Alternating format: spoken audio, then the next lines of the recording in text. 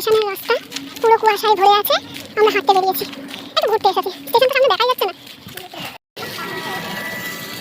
স্টেশনে টোটো আসছে, কিন্তু কোন দিকে রেল লাইন কিছু বুঝতে পারছি না। জানি যেদিকে চারদিকে কিছুই দেখা যাচ্ছে না। যারা ট্রেন ধরবে তারা এসেছে।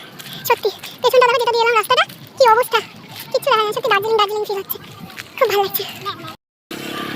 গাজল স্টেশন,